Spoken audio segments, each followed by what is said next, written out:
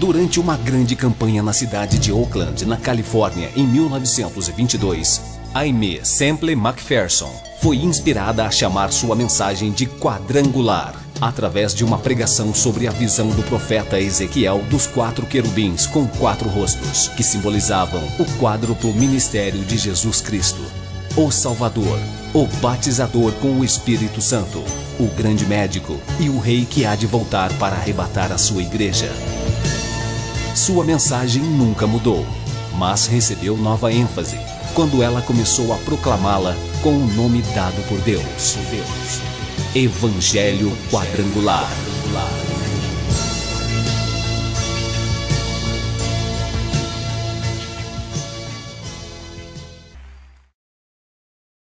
Na carta aos Romanos, capítulo 11, versos 2 ao 4, nos é registrado as palavras do apóstolo Paulo: Deus não rejeitou o seu povo, que antes conheceu.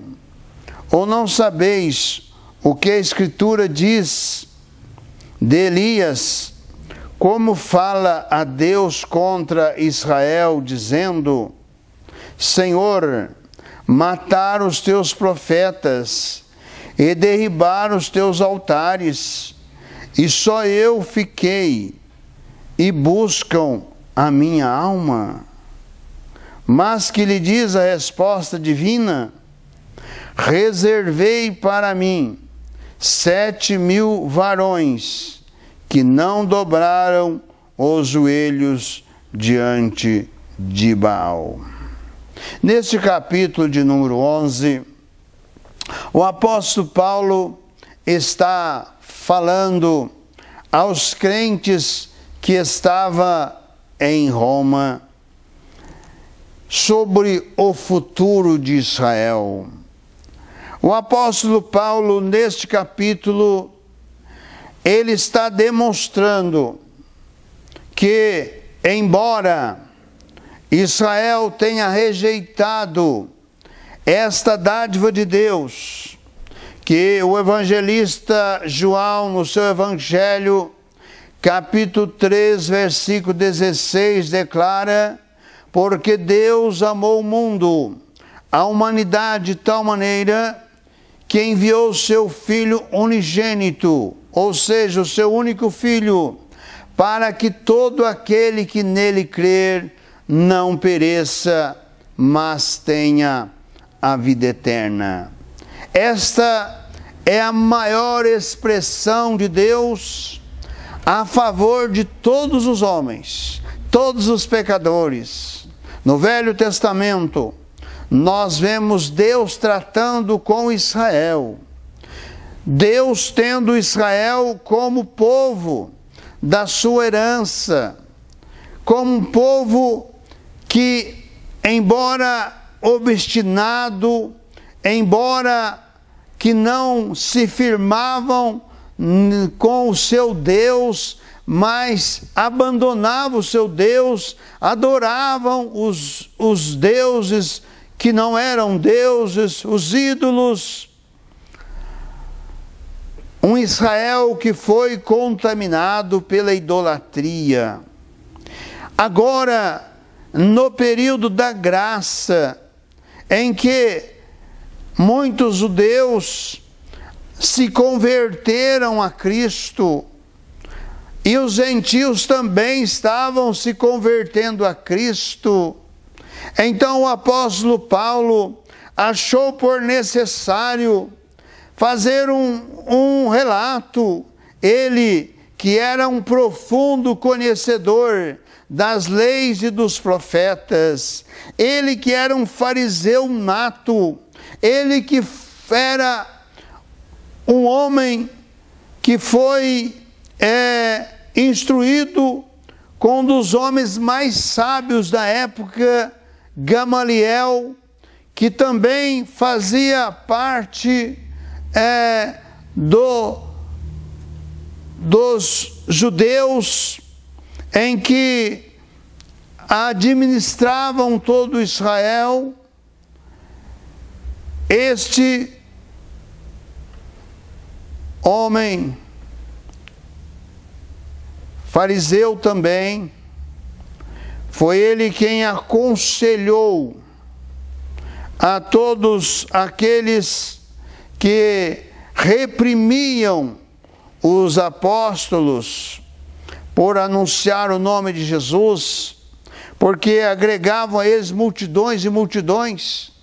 Eles entendiam que após ter matado Jesus, haveria dispersão, aquela multidão não mais estaria buscando em torno de Jesus, mas agora, com os discípulos de Jesus, eles viram que Jesus representava muito mais do que ainda estava vivo, porque Jesus, embora tivesse sido morto, agora ele estava ressuscitado, e os seus discípulos pregavam isto, anunciavam isto, que Jesus estava vivo, e por esse motivo as multidões se convertiam, tanto de judeus como de gentios. Então, começou a fazer-se uma indagação a respeito se Deus havia deixado Israel de lado, e agora, como o apóstolo Paulo estava trabalhando entre os gentios, que também estava se convertendo poderosamente a Cristo, fundando igrejas e mais igrejas, para aqueles que se convertiam a Cristo, e o apóstolo Paulo usava de uma estratégia. Em toda a cidade que ele ia, havia ali uma sinagoga dos judeus. A sinagoga era o local em que se lia a lei e os profetas, mas também recebiam todas aquelas situações em que se apresentavam a respeito de Deus, se falava ali em sinagoga. Não era um local fechado somente para os judeus, mas ali na sinagoga estavam presentes judeus e gentios. E o apóstolo Paulo, quando chegava em uma cidade, ele se dirigia diretamente a uma sinagoga. E ali ele ia pregar não a lei de Moisés, ele não ia pregar sobre os costumes da lei, que ele conhecia profundamente, sobre guarda de sábado, sobre circuncisão. Ele não ia falar nada disto. Ele ia ali para anunciar a Jesus, o Senhor e Salvador, apresentar o Cristo vivo, que podia perdoar pecados. A lei de Moisés não podia, mas Cristo podia. E era ali na sinagoga que muitos se convertiam, e em muitas situações criava uma disputa entre aqueles fanáticos judeus na lei de Moisés, que infelizmente no dia de hoje há muitos movimentos, e muitos que se dizem crentes em Jesus estão abandonando a sua fé em Jesus para abraçar aquilo que já ficou realizado e cumprido por Jesus. A lei de Moisés não tem efeito algum que não seja para os judeus que ainda estão aguardando o seu Messias, e estamos vendo aí pelas redes sociais que os rabinos judeus já estão anunciando que o seu Messias está chegando. Lamentavelmente, por falta de conhecimento da palavra de Deus, muitos estão praticando aquilo que o judaísmo pratica. Isto em consequência de um contato nestas viagens de Israel. Nós precisamos entender a palavra de Deus, o Evangelho de Cristo. E é isso que o apóstolo Paulo está colocando aqui, nesta descrição sobre o futuro de Israel. O apóstolo Paulo faz uma ressalva para mostrar que o profeta Elias, que ele falava com Deus contra Israel. E dizia: Senhor, mataram os teus profetas e derribaram os teus altares, e só eu fiquei, e buscam a minha alma. Ou seja, querem me matar. A rainha Jezabel, ela declarou que assim como Elias havia morto os profetas de Baal, que os serviam o seu Deus Baal, e também os profetas da deusa Astarote, que foram mortos por Elias, assim como ele fizera com esses profetas, ela iria fazer com ele também. E é por isso que Elias saiu fugido. E lamentavelmente, nos dias de hoje, nós vemos muitos pregadores dizerem que Elias estava em depressão. Depressão é algo que a medicina usa para apresentar um quadro indefinido dentro da medicina.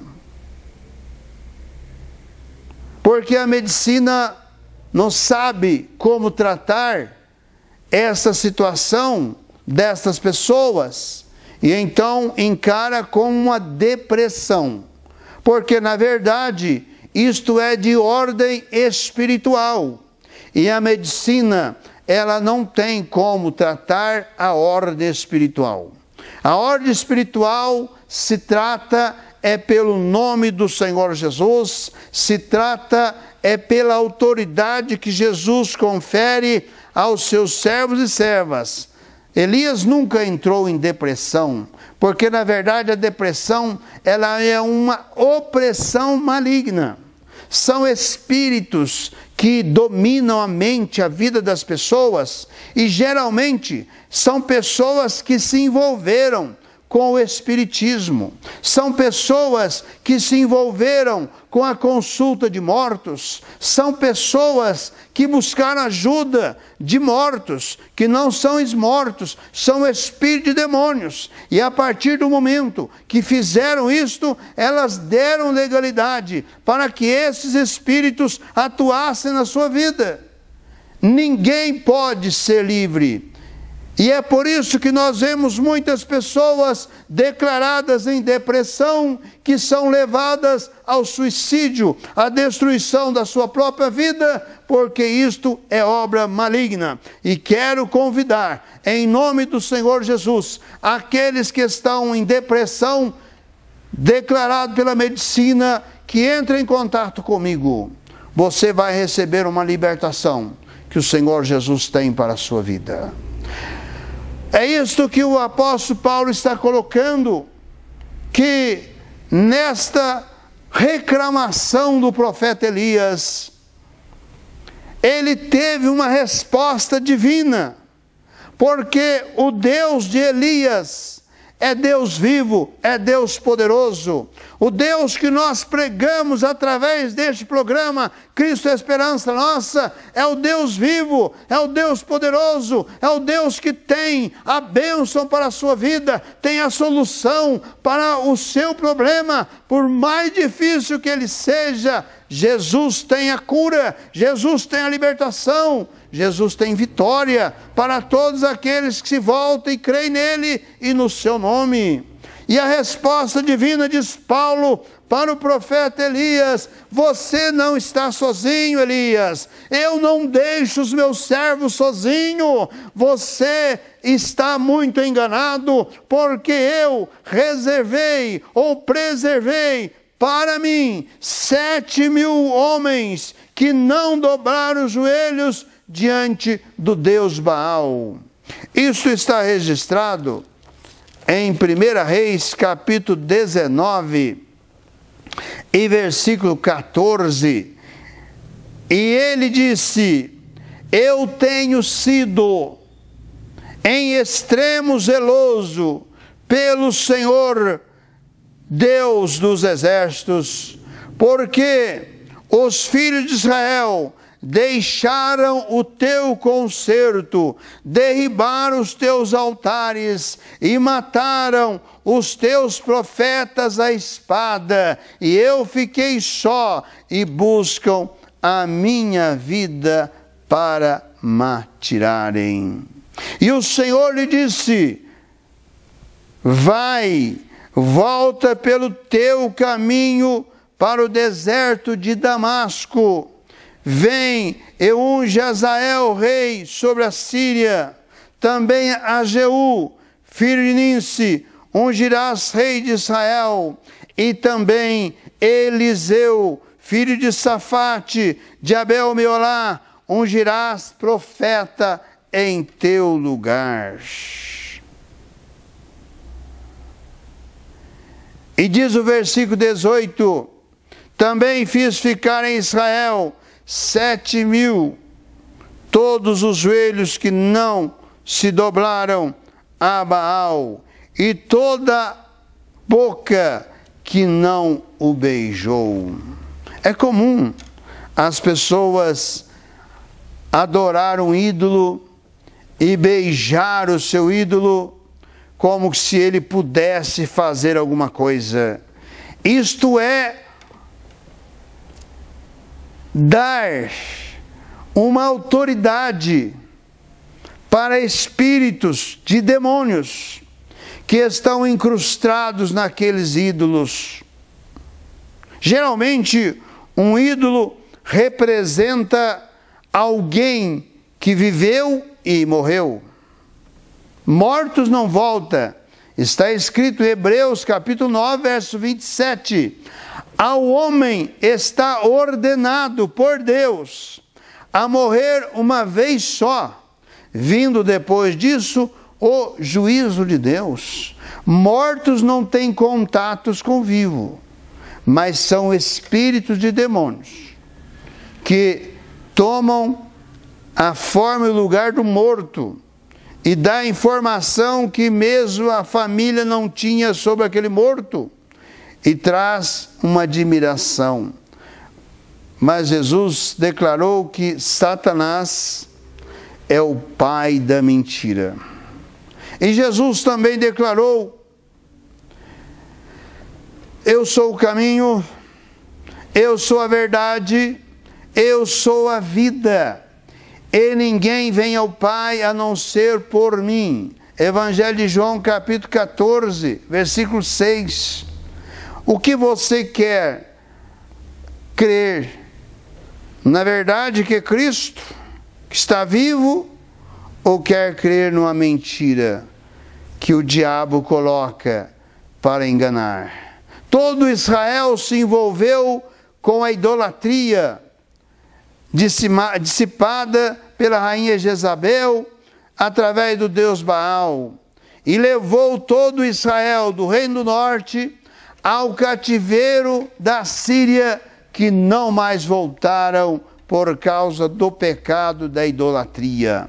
A idolatria destrói, a idolatria condena, a idolatria leva à perdição, mas Jesus, que é verdade, Ele tem a salvação para o mais vil dos pecadores. Deus sempre tem preservado homens e mulheres para estar adorando e glorificando o nome do seu Filho amado Jesus Cristo. Feche os seus olhos, forme comigo a cadeia da prece poderosa. Esteja onde você estiver, peça o perdão dos seus pecados, peça para Jesus ser Senhor da sua vida, Salvador da sua alma, e venha estar recebendo esta bênção, esta graça.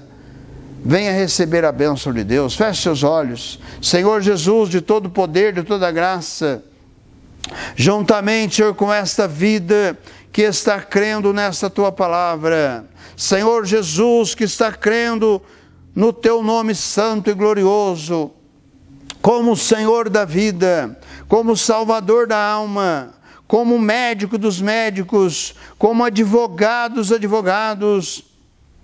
Vem de encontro nesta hora, Senhor, este coração, a essa vida. Senhor Jesus, que está se arrependendo dos seus pecados, te aceitando nesta hora como Senhor da sua vida e Salvador da sua alma. Toca poderosamente nesta hora, que mediante o teu tocar haja mudança, haja transformação no poder de Deus, em uma nova criatura em Cristo Jesus. Escreve este nome no livro da vida. Toca poderosamente por sobre este corpo enfermo, doente, por sobre esta vida necessitada da tua bênção, por sobre esta casa, por sobre este lar, por sobre esta família, por sobre esta empresa, Senhor, ó Deus, este comércio que necessita da tua bênção. Toca agora, vem de encontro a cada necessidade, e mediante o teu tocar, haja cura, haja libertação, haja saúde, haja remoção de males, de obras de feitiçaria, de macumbaria, haja remoção de vícios,